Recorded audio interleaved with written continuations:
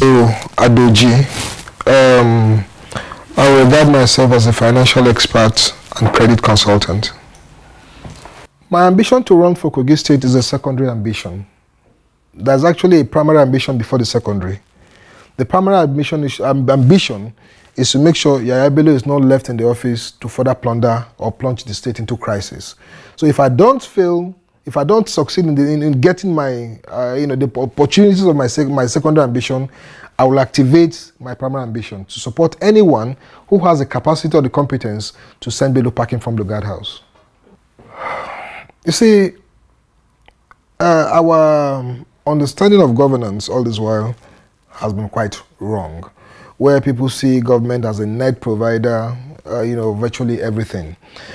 One of the vision I have for Kogi State is to transition Kogi State from what it is now, it is wrongly called a civil service state, to an enterprise state. An enterprise state where patents are respected, creativity is respected, innovation is respected, where all of us will be partners in the economy so that we can either push or pull in one direction. You see, so long as you don't bring people as actors in the economy, then they are not responsible for certain actions in the economy. So where people can actually come and offer all that they have. One of my major slogans is saying, whenever I see youths, I see an industry. Fairly recently, we've heard of the crimes in the US where 77 Nigerians, defrauded monies to the tune of about 40 million USD. 21 Nigerians are waiting in Saudi Arabia, having to keep a date with the hangman and all that. But most of us forget one thing. There was an Echorio, a Nigerian, who developed the hotspot and recently sold it to Apple for $1 billion. That's about 350 billion naira. We have so many of those people here in Nigeria. All that is lacking is the institutional platform or institutional backing for them to make mistakes, learn from their mistakes at the cost of government, and excel. So my, initiative is to create a platform where people's entrepreneurial skills and creative instincts can be put in gear so that they can move for themselves, move for their communities, move for the state, and move for the country. In all of this, I have my strategy. I have my initiatives, I have my desires. But there's one who owns the universe, creates the universe, and decides what he wants for me. So whatever I do, whatever my determination, whatever my expectations, I'll leave that to God's ultimate verdicts. So I will not be desperate about it, but I'll be determined to do things to represent my people and make them have a good lease of life under my leadership. Sometimes questions are better answered by questions. I'll ask, what does it take to govern Kogi State?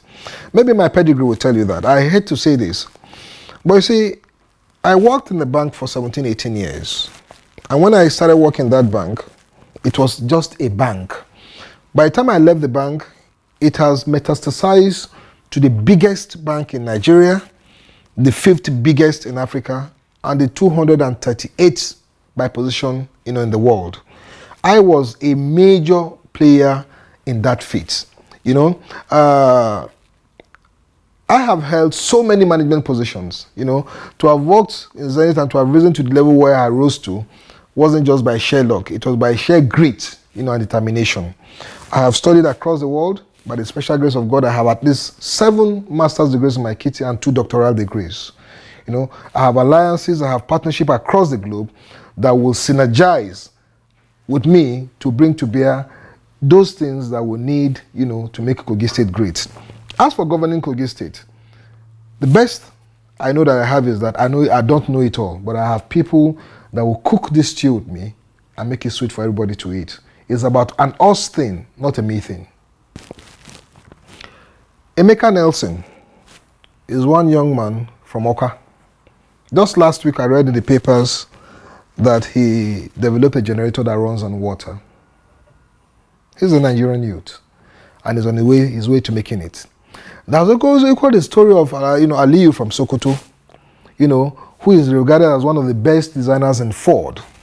There's also the story of the young small boy who was in an IDB camp here in the Northeast. And when he crossed over to the US, he's now a chess champion. What I say to the youth is that they have everything it takes to take hold of their future. Not by being thugs, not by temporary gratification, but by applying the talent that God has given them to support themselves and to support the world. You can have that, juxtapose that with this popular law they call the law of moral entropy. I don't know if you know it. Where you just ask someone, how many things can you do to make your life better? And they find it difficult to state. But how many things can you do to kill yourself? And they state by about 100. It is easier to destroy than to make. So they should actually put in effort, to make, so that once they are net sellers, of their talents, then they are on their way to making it in life and to impact their society and to impact their space. Thank you very much, sir. Why are you interested? Why did you change? Why are you interested in the governorship? I think I've more than answered that in my first question, but for emphasis, the last election was far from what you can call a fair contest. I'm in this race because I think I have known certain things I didn't know before now. Secondly, the clamor for my people I cannot deny, because doing that will be acting selfish. So I'm actually in the race for all of us. See, politics, like any other endeavor in life, is a risk. But if you don't take risks, you don't get results. And the greatest failures of all times are those who don't even dare. Because if you don't dare, you don't know what the future holds. Having said that, yes, in Nigeria's kind of politics, there'll be a huge dose of distrust. But I'll put it this way. The last time when I ran for Senate, perhaps I came to play football with basketball rules. Now I'm actually coming to play football with football rules, whatever that means to you. Okay, now, we hear you are vying for the position of the governor of Kogi State. You are an aspirant under the People's Democratic Party. First of all, we want to ask, what do you think you can bring on the table? Well, foremost, one of my main motivations for vying for political office is based on the realization that I am the product of Nigeria's public institutions. During my time, these institutions were full and fledging, surviving, and producing.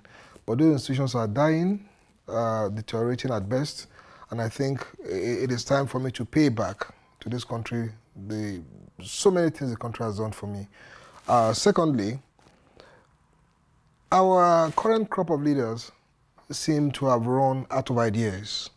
And for us to move from our current position to an expected position or where we ought to be, then there's a need for newer ideas, creative ideas, and innovative ideas that will move us to achieve on behalf of all of us. Besides, I am in the race to evolve an economy that works for all of us.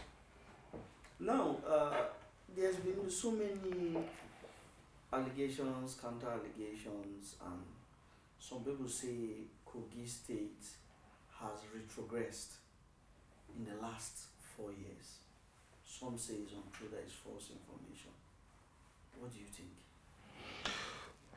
In research, there are theoretical, bases, there are frameworks, there are empirical frameworks, and there are abstractions from reality. But whichever way you look at it, there is one reality.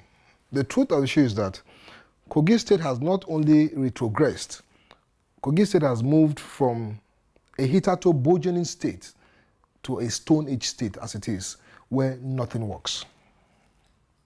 I think that is a very good definition for retrogression.